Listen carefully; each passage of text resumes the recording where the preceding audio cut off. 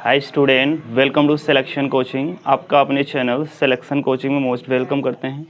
तो ये important class की सेकंड वीडियो होगी। फर्स्ट वीडियो आप लोग बहुत प्यार दिए, तो ये सेकंड वीडियो भी आप लोग बहुत ही इसको अच्छे से देखेंगे और इसका नोट्स ज़रूर बनाएंगे, ऐसी उम्मीद हम करते हैं आपसे।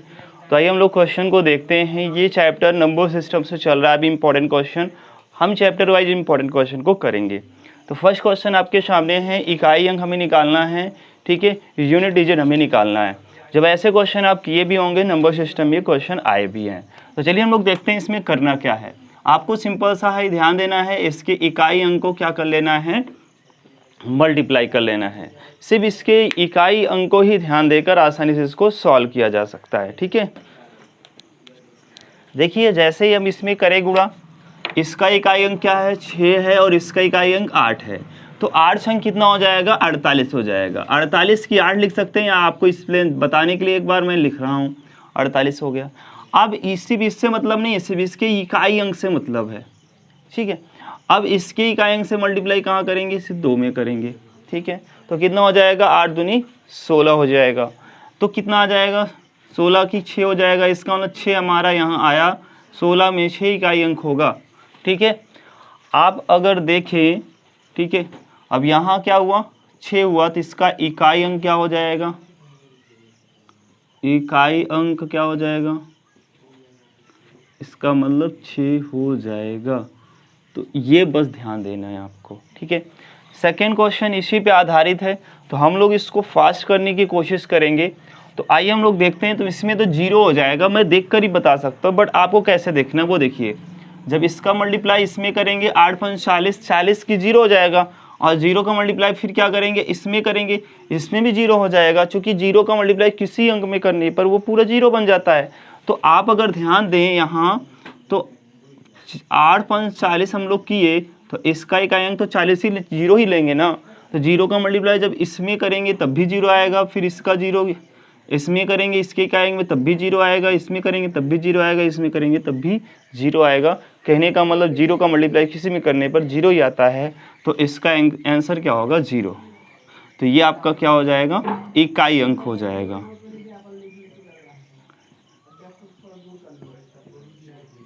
इकाई अंक 0। तो आपको ये भी क्वेश्चन समझ में आ गए। ये थोड़ा सा डिफरेंट क्वेश्चन है, बट इसके रूल को ध्यान देंगे तो बिल्कुल आसानी से कर पाएंगे। रूल क्या कहता है, जितने भी ऐसे कितनी भी घात रहे, चाहे वो 5 आधार में हो, 10 आधार में हो, कुछ नियम तो आप देख के डायरेक्टली बता सकते हैं। इसमें कुछ मैं बता देता हूँ, ध्यान से देखिएगा। अगर आपको यहाँ 1 आधार के रूप में है, कहने का मतलब, और इसकी घात कितनी भी लगा लो, इतना लगा दो घात, अगर इसका भी इकाई अंक पूछता है तो हमेशा आंसर 1 होगा। क्योंकि आपको एकदम सिंपल समझना है, इसकी इकाई अंक को ही लेना है, मतलब 1 की घात क्या ले लेंगे, 243। जब आप ले लेंगे 243, 1 को आपको पता है अनंत बार गुणा करेंगे तो आंसर 1 ही आएगा। मीन्स आप देखकर ही इसको बता सकते हैं इसका आंसर क्या होगा, 1 होगा। तो कुछ रूल आपको डायरेक्टली याद रखने, जैसे मैं बात करूं, इसकी घात भी कितना भी लगा दो।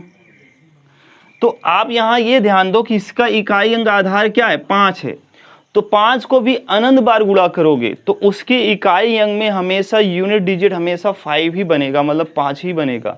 तो इसका भी हमेशा क्या आ जाएगा, 5 ही आएगा, चाहे कितनी बार गुणा करके देख लो। 5 की घात 2 लगाओ तभी 5 बचम 25 का इकाई अंक 5 बना, 3 लगाओगे 125 तब भी बना, 4 लगाओगे 625 तब भी बना 5। इसका मतलब कितना भी लगा दो तो उसका इकाई अंक ये बनता है। ये तो कुछ रूल हैं, बट आप कुछ डायरेक्टली कैसे कर सकते हैं, क्योंकि इतने बड़े क्वेश्चन तो आपके सामने नहीं आएंगे, बस ऐसे आ सकते हैं। तो ये बहुत ही सिंपल छोटे क्वेश्चन, तो उसका रूल क्या है, जो सब पे काम करे, जो सब पे काम करने के लिए उस पर क्या करना पड़ेगा आपको, उसी के घात को 4 से भाग लगा दो, सिर्फ शेष को याद रखना है। तो अगर हम यहाँ 4 से भाग लगाते हैं, 4 की घात क्या है, 25 है, 25 अगर 4 की घात लगाएंगे तो कहेंगे 4 छंग 24, 1 शेष बचेगा। क्योंकि 24 25 में भाग लगाने का 4 कितना शेष आएगा, सिर्फ शेष को ध्यान रखना है। तो 4 छंग 24 मतलब शेष कितना बचा, 1।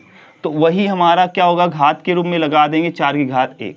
4 की घात 1 का मतलब यहाँ कितना आएगा, 4। इसका मतलब इसका इकाई अंक क्या हो गया, 4 हो गया। आपको याद रखना है बिल्कुल। अगर कोई भी और अंक होता, जैसे 3 की घात यहाँ क्या होता 27 या मान के चलो 29 होता, तो 4 से भाग लगाते, सिंपल सा, इसमें 4 से भाग लगाते और शेष को याद रखते। ठीक है, अब यहाँ कुछ भी हो सकता है यहाँ 25 ऐसा हो या ऐसा भी हो सकता, तो कोई दिक्कत नहीं है।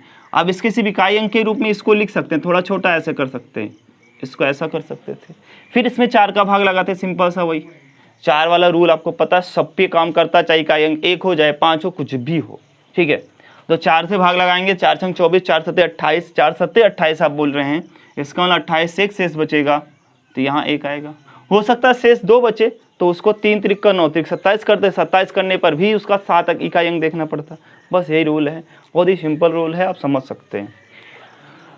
ये जो आपके लिए इम्पॉर्टेंट है इसको समझिएगा, आपके ये ज़रूर दिया होगा। ये क्वेश्चन अगर नहीं आते हैं तो ये इस क्वेश्चन आने की चांस है जो अभी हम दिए हैं, खासकर ये तो ज़रूर चांस है आने का। चलिए देखते हैं इसमें क्या है। ये बहुत ही बेसिक चीज़ है जो आपको आना चाहिए, और ये थोड़ा सा टफ आपके लिए बना सकता है। टफ कुछ भी नहीं है, देखिए रूल को समझेंगे बिल्कुल समझ में आएगा।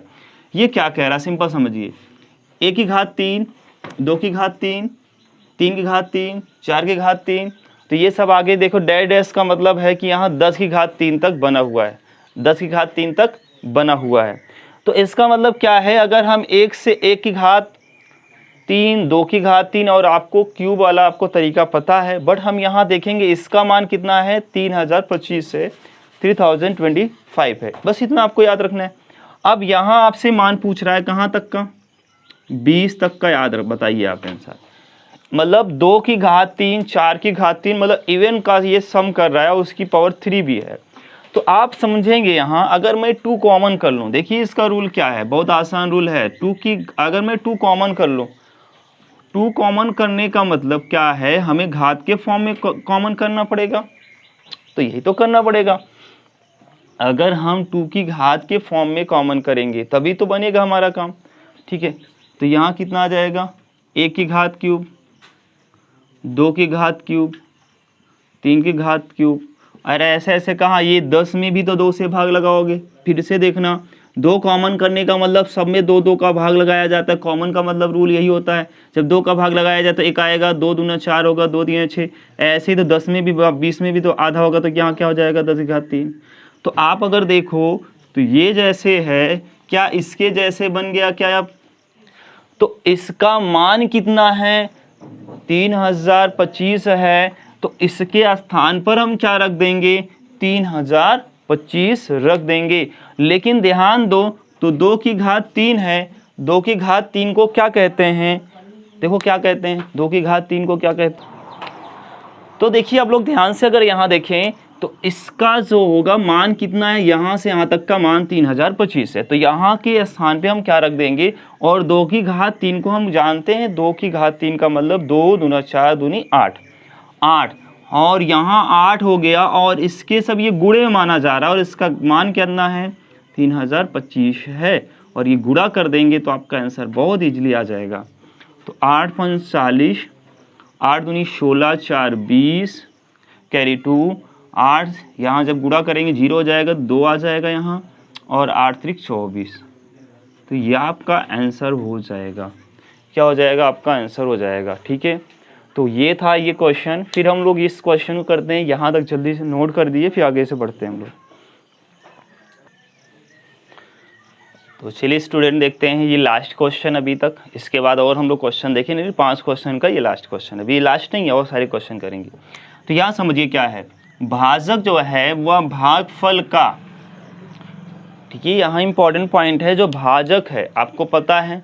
ठीक है, देखिए अगर हम किसी नंबर में डिवाइड करते हैं, 2 से डिवाइड करेंगे, तो आप जो भी नंबर आएगा, ध्यान दीजिएगा, अगर हम कहें तो 2 दूना 4 जाएगा, और यहाँ 4 आएगा, और यहाँ 1 आएगा, तो इसको ध्यान देना है, हिंदी मीडियम वाले और इंग्लिश मीडियम वाले दोनों। तो ये क्या कहेंगे, इसको भागफल बोलते हैं, क्या,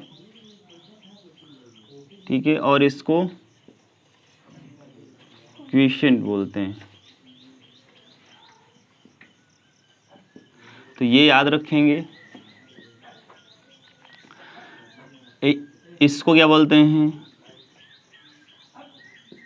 रिमाइंडर बोलते हैं, या शेषफल बोलते हैं।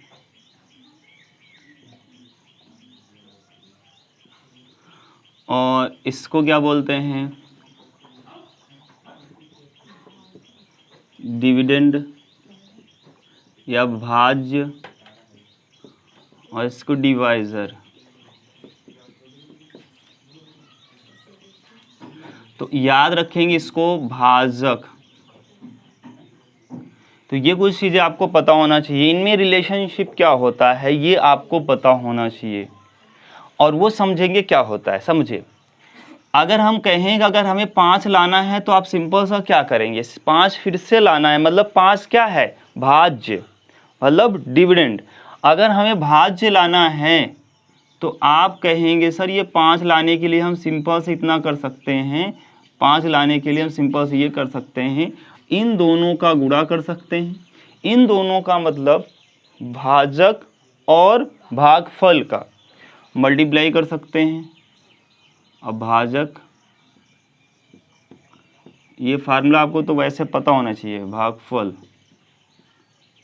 और सर प्लस शेष, रिमाइंडर को ऐड कर देंगे।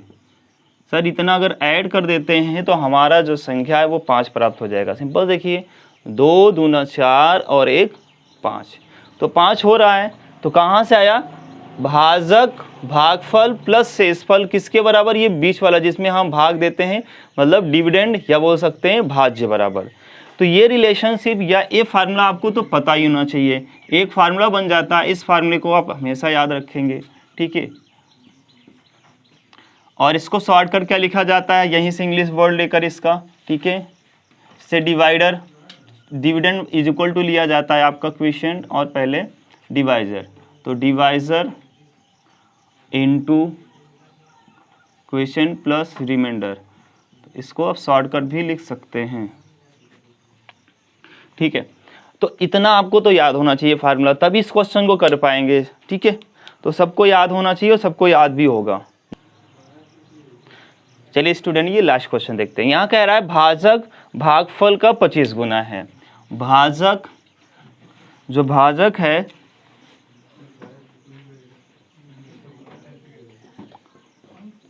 भागफल का 25 गुना है। तो का मतलब आप लोग जानते हैं, मल्टीप्लाई होता है, ठीक है। जैसे कह रहा है वैसे जोड़ते जाइए, ठीक है ना। और फिर आगे क्या कह रहा है, शेषफल का, कौन है शेषफल का, शेषफल का 5 गुना है।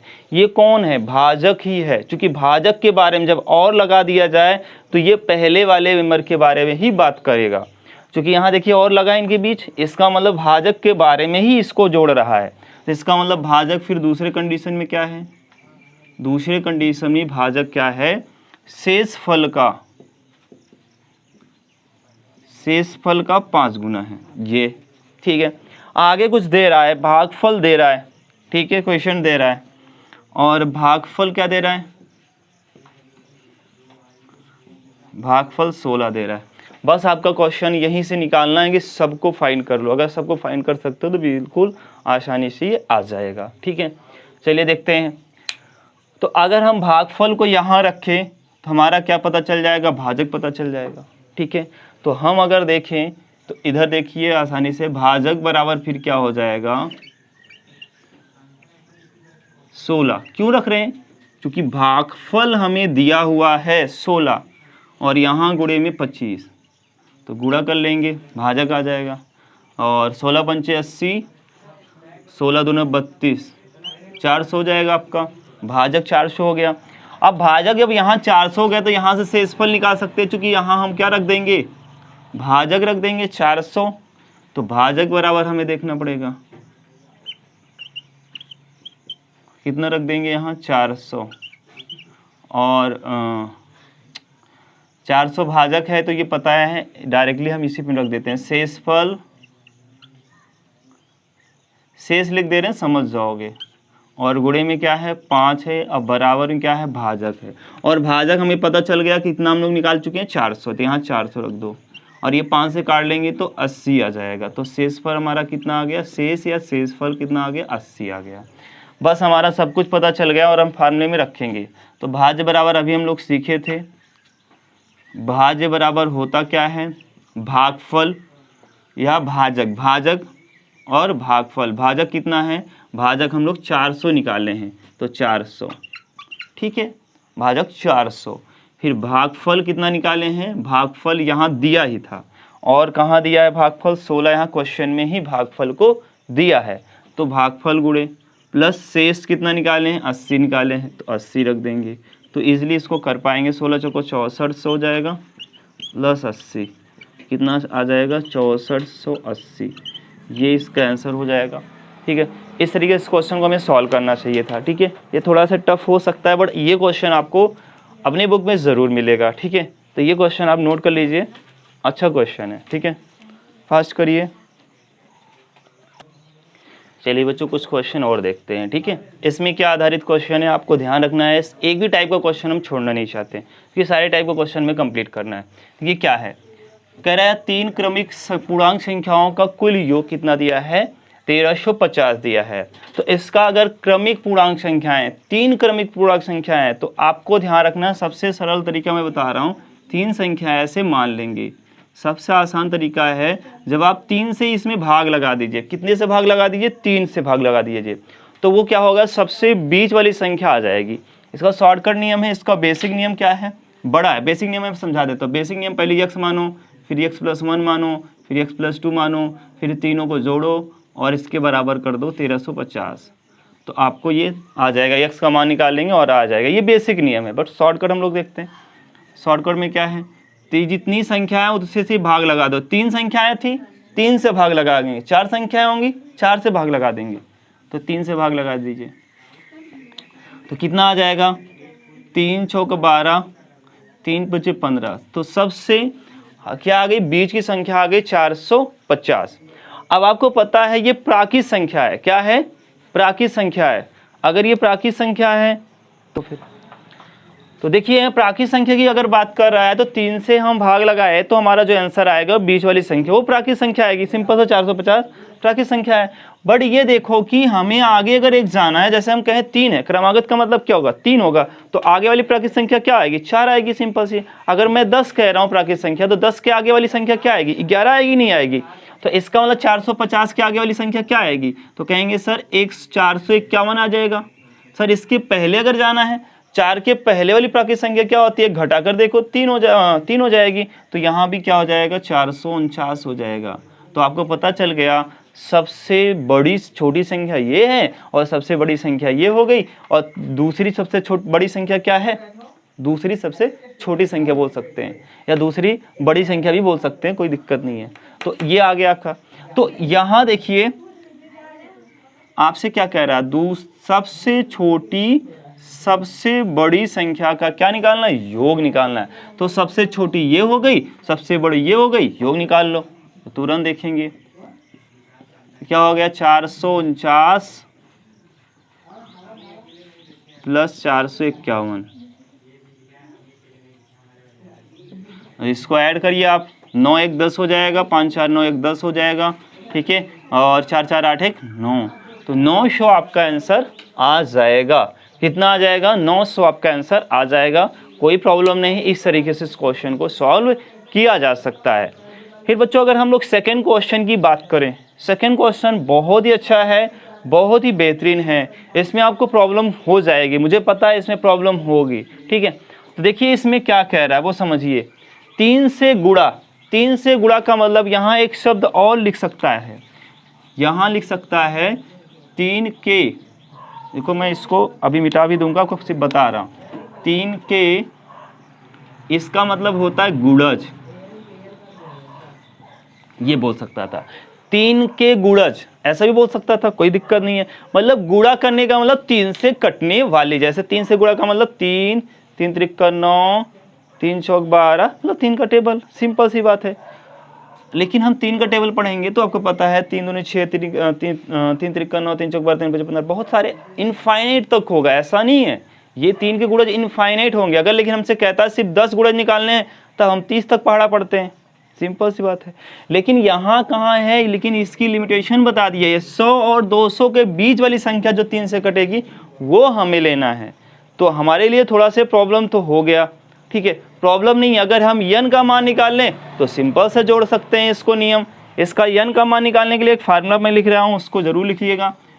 l माइनस a बाई, अब यहाँ क्या होगा, 3 से गुणज का मतलब क्या होगा, 3 से कटने वाला मतलब d लिख लो प्लस में 1 और बराबर n। क्या ये हमारा एक फार्मूला है। और योग वाला फार्मूला लिख लीजिए, Sn बराबर n/2 first number plus last. ये दो चीज़ें आपको याद होना चाहिए, ठीक है, तब जाके इस क्वेश्चन को सॉल्व किया जा सकता है। तो चलिए हम लोग देखते हैं इस क्वेश्चन को, ठीक है। तो चलिए हमें थोड़ा स्पेस चाहिए तो इसलिए इसको हटा रहे हैं, ठीक है। आप लोग नोट भी कर लिए होंगे।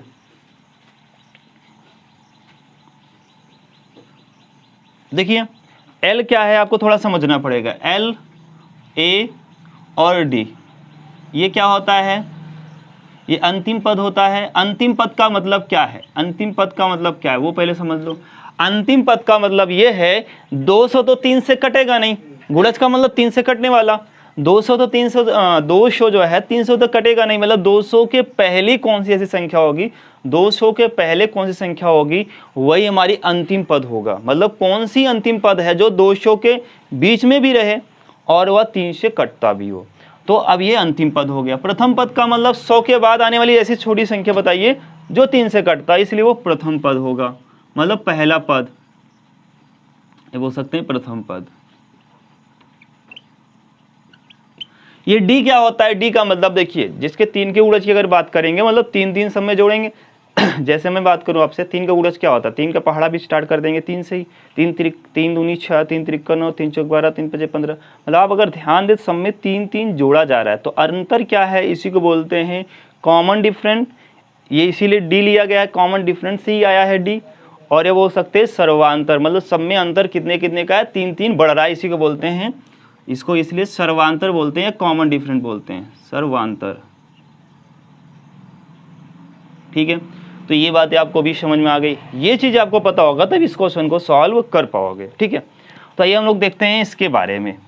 तो आपको क्या समझना है, सिंपल से ध्यान देना है कि हम लोग एल समझ गए, ए समझ गए और डी समझ गए, तो पहले एन का मान निकालो। एन का मान निकालने के लिए पहले ए का मान निकालना पड़ेगा, और सबसे छोटी संख्या निकालने के लिए क्या करना पड़ेगा, 102 ऐसी संख्या होगी, 102 ही तो आया ना प्रथम पद, देखो ऐसे देखो 102 से स्टार्ट होगी, 3 से कटने वाला जो 100 और इसके बीच में भी रहेगी, और अंतिम संख्या क्या होगी 198 होगी, और इसमें 2 3 जोड़ते जाओ तो अगला क्या आ जाएगा, 3 से कटने वाली संख्या आ जाएगी, सिंपल सी बात है। तो इसका मतलब 3 इसमें जोड़ेंगे 105 होगा 3 से कटने वाला, 100 कितना हो जाएगा 108 भी 3 से कटेगा, ऐसे बहुत सारी संख्या होंगी जो 3 से कटेंगी, बट हमें अंतिम पद से मतलब है और प्रथम पद, तो ये 3 से कटेगी और ये भी 3 से कटेगी। तो प्रथम पद हमारा ए का मान ये हो गया, और डी का जो है आपका एल का मान ये हो गया, और डी देखिए तो 3 का अंतर है, तो डी का मान क्या हो जाएगा 3 हो जाएगा। बस फार्मूला लगाइए, पहले एल का मान एन का मान निकालिए, फिर यहाँ फार्मूले में रख दिए, आसानी से हम फार्मूला आंसर निकाल सकते हैं। तो ये क्वेश्चन में तो हम इतना करना पड़ेगा, काफ़ी थोड़ा सा टफ है बट टफ नहीं है अगर आप सीख गए तो।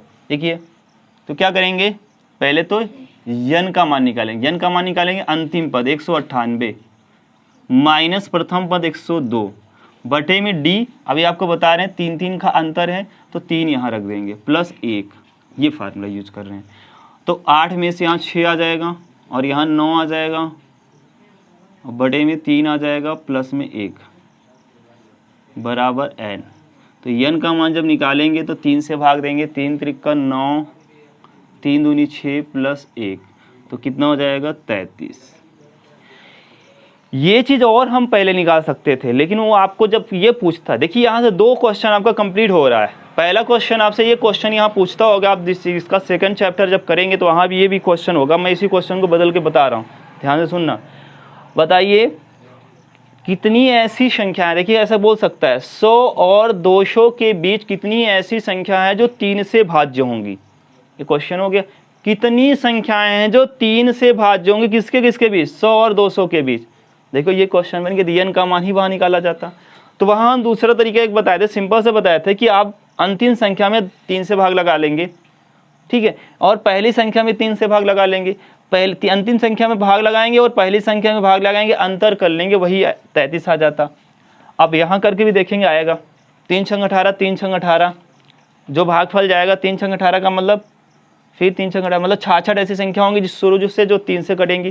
फिर 100 से देखो 33 यहाँ होंगी, तो 66 में 33 घटाओगे तो 33 आता कि नहीं आता, तो ये भी कर सकते थे। बट हमें करना है, आपको प्रोसेस सीखना है तो मैं बता रहा हूँ, ठीक है। चलिए, हमें संख्या नहीं निकालनी, हमें निकालना योगफल, तो इसीलिए प्रथम और अंतिम पता होना चाहिए। अब देखिए 33 आ गया, n का मान 33 आ गया, तो योगफल निकाल सकते हैं। जल्दी से निकालिए अब, ठीक है। थोड़ा सा मैं स्पेस बनाता हूँ, इसको हटा देता हूँ, आप लोग नोट कर लिए होंगे।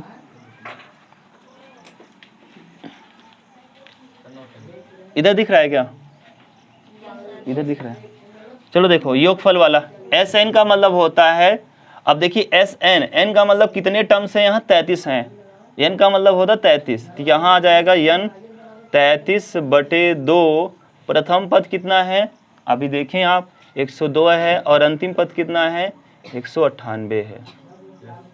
अब इसी को लगाइए, 33 तो कटेगा नहीं, ऐसे ही रहने दो इसको, बढ़िए जोड़ लो, 8 2 10 की 0, 9 1 10, और इसको 1 दे देंगे तो कितना हो जाएगा, 300, ठीक है।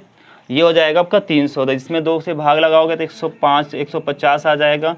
अब इसको थोड़ा सा मैं हटाता हूँ, इसको आप लोग नोट कर लिए हो तो जल्दी से करते हैं।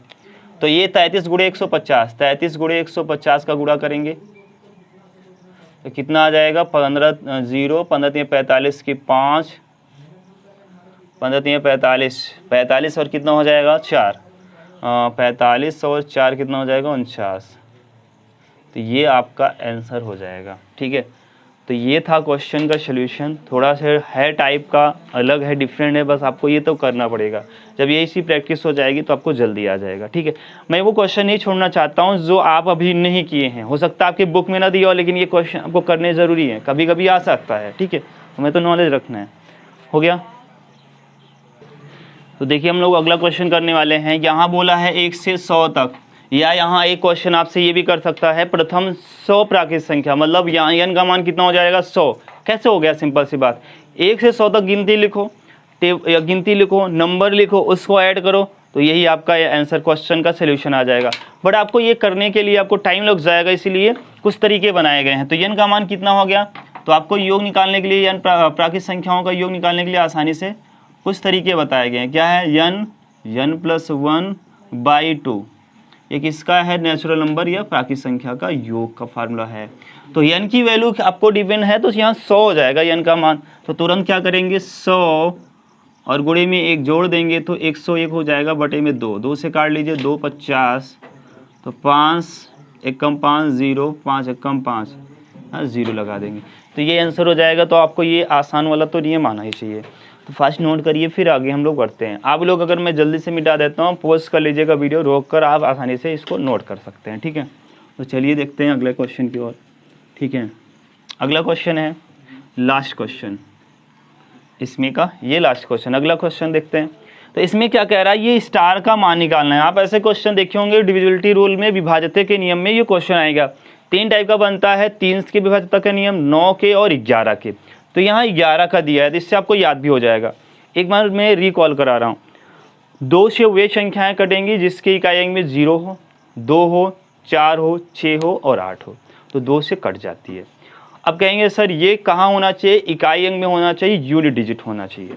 अब दूसरा क्या है, 3 के नियम। 3 के नियम में क्या होता है, 3 का नियम आपको समझना ये है कि सभी अंकों को जोड़ लीजिए, जो भी संख्या दिया हो उनके अंकों को जोड़ लीजिए। अगर वह 3 से कटना है, कौन कट रहा होगा, अंकों का जो योग करके जो संख्या है। जैसे एग्जाम्पल अगर मैं देना चाहूँ, 1 2 3, अब ये 1 2 3 क्या एक संख्या है, ये 3 से कटेगी, बट इनके अंकों का योग कैसे, 3 2 5 1 6। अगर ये योगफल 6 आया है, तो 6 अगर 3 से कट रहा है तो ये संख्या भी कटेगी, चूंकि 6 से 3 से कट रहा है, सिंपल सी बात, ये भी कट जाएगा, 3 चौक 12 3 1 कम 3। तो अब ये 3 का नियम भी आप सीख गए। 4 का नियम क्या है, अंतिम 2 अंक 4 से कटने चाहिए। अंतिम 2 अंक कटने हैं 4 से, या तो अंतिम 2 अंक 0 तो भी 4 से कट जाएगा। 5 के नियम क्या है, अंतिम में अगर 5 हो या 0 हो, इकाई अंक, अंतिम का मतलब अब इकाई अंक पे जाइएगा, यूनिट डिजिट, अगर वो 0 हो 5 हो तब भी वो 5 से कट जाता है। 6 का नियम क्या है, 6 का नियम में 2 अप्लाई होगा, चूंकि 6 किससे मिलकर बना है, 3 और 2 से। 3 और 2 से मतलब जो 2 से कटेगी, जो 3 से कटेगी, दोनों अप्लाई हो रहा है तो वो 6 से कटेगी। 6 के बाद आपका 7 का नियम थोड़ा सा टफ है, ठीक है। 7 के नियम में आपको क्या करना पड़ता है, तो उसके प्रथम अंक को छोड़कर दुगना करके फिर माइनस करना पड़ता है, वो आपको याद रखने की जरूरत नहीं है, उसको सिंपल से बेसिक कर लीजिएगा क्योंकि उसमें प्रॉब्लम हो जाएगी आपको, ठीक है। और 8 के नियम अंतिम 3 अंक कटने चाहिए, तो 8 से तो आसानी से 8 से कट जाएगा। अब 10 को तो आपको मालूम है, 9 का अभी 9 बचा है। 9 का नियम क्या है, सभी अंकों को जोड़ लीजिए, अंक अगर जोड़ने के बाद जो आपको प्राप्त हो रहा है अगर वो 9 से कट रहा है, सिंपल से ये कट जाएगा। 11 के नियम 10 का नियम क्या है, जो 10 से इकाई अंक में जिसके 0 होगा वो 10 से कट जाएगा, सिंपल से।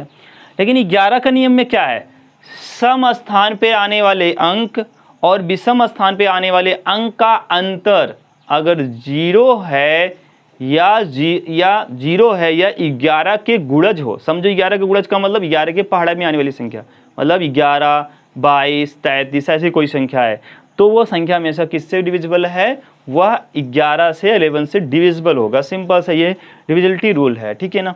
तो यही रूल इस पे हम लोग फॉलो करेंगे, चूंकि यहाँ कंफर्म बता दे रहा है ये 11 से कटेगा, तो हम लोग इस पे रूल लगाएंगे। चलिए इस पे हम लोग अंक ऐसे कर देते हैं, जिसको नहीं पता है वो रूल में बता दे रहा हूँ, बेसिक बता दे रहा हूँ, आपको कम से कम रिकॉल हो जाएगा। 4, 5, 6, 7। अब कहेंगे सर ये सम स्थान पे आने वाले अंक का क्या मतलब है, विषम स्थान पर, विषम पहले आता है, तो विषम देखो ये 2 विषम होता है, 3 भी विषम होता है, 5 भी होता है विषम, और ये 7 भी विषम होता है, यही विषम होते हैं। तो इनको जोड़ लो, 3 को जोड़ना है, 6 को जोड़ना है, तो ऐसे ऐसे जोड़ लो, 6 1 7 और 7 में 9 जोड़ो, तो 9 7 कितना होगा 16, और 16 में 2 जोड़ो तो कितना हो जाएगा 18 हो गया। फिर अब देखो सम स्थान पे आने वाले अंक, सम पर कौन है, देखो 2 सम होता तो इसके नीचे क्या है 5 है, तो 5, और फिर ये 4 के स्थान पे स्टार ही है तो स्टार ही रखो, कोई प्रॉब्लम नहीं है, ठीक है। फिर कितना है 4 आ जाएगा, यहाँ देखो 4 आ जाएगा, बस इतना ध्यान रखो। तो आपको इस स्टार को कुछ देर के लिए भूल जाओ, समझो ऐसे ऐसे देखो 18 है और माइनस क्या हो जा रहा है 5 4 9 हो जा रहा है, 9 और स्टार, यहाँ प्लस में तो स्टार है, इसी के स्थान पर क्या मान रख दें, प्लस में है, ध्यान रखो ये प्लस में है, क्या मान रख दें कि 18 बन जाए, सिंपल सी बात है। 9 रख सकते हैं क्या स्टार के स्थान पे, ठीक है। अगर आपसे 2 क्वेश्चन यहाँ बना सकता है, छोटी से छोटी संख्या, तो यहाँ ऐसा कुछ बोला नहीं है, अगर छोटी से छोटी रखना होता, पहले तो छोटी से छोटी भी ध्यान देंगे, बड़ी से बड़ी तो हो सकती है, छोटी छोटी ध्यान करने का मतलब ये है यहाँ क्या रखा जाए कि यहाँ घटाने पर 11 से कटता हो, ऐसा कुछ पॉसिबिलिटी है क्या, देखो 11 9 में से 9 घटेगा तो 9 आएगा, तो बताओ क्या यहाँ कुछ और रख सकते थे जो घट सकता था, ऐसा कुछ है नहीं, क्या 2 रख सकते थे तो और छोटा हो जाता, तो 11 से कटने वाली 11 के गुणज तो प्राप्त नहीं होते, इसका मतलब हमें यहाँ 0 बनाना है, मतलब स्टार के स्थान पर अगर 9 रख दें तो 9 + 9 हो जाएगा, और ये स्टार के स्थान पर ये 9 18, तो 18 - 18 हो जाता और 0 हो जाता, मतलब स्टार का मान अगर 9 रखते तो आसानी से हो जाता। क्या सर इतना हम करेंगे बार बार, नहीं करना है आपको, बस सोचना है। देखिए अगर आपको जल्दी करना है तो क्वेश्चन को ऐसे करते, सिंपल सा ऐसे करते, यहाँ से इसको, यहाँ इसको और इसको जोड़ लेते, 6 1 7 7 9 7 16 16 2 18, अब एक तरफ 18 समझ गए, दूसरा अब इधर देखते, एक छोड़कर इधर फिर इधर, सिर्फ अंक जो दिए होते 5 4 9, 9 में कितना जोड़े, तो ये एक पोर्शन तो हमारा 18 आया है विषम स्थान पे जोड़ने वाले अंकों को, और सम स्थान पे जोड़ने वाले अंकों का 9 आया है, तो 9 इसको भी 18 करोगे तभी तो 0 बनेगा सर, इसका मतलब यहाँ एक स्टार आया था, स्टार के मान अगर 9 रख देते तो 9 9 18 हो जाता, और 18 18 - 0 हो जाता, मतलब डायरेक्टली 9 का स्टार का मान 9 लिख देते, तो ये इसमें कोई प्रॉब्लम नहीं थी। तो ये कुछ तरीके हैं जो आपको कर सकते हैं इस क्वेश्चन को करने का, ठीक है। तो जल्दी से नोट कर लीजिए, आज तक यहीं तक रहेगा, फिर आगे हम लोग कल देखेंगे। विभाज्यता के नियम को क्वेश्चन को हमें आना चाहिए, लास्ट क्वेश्चन था, ठीक है।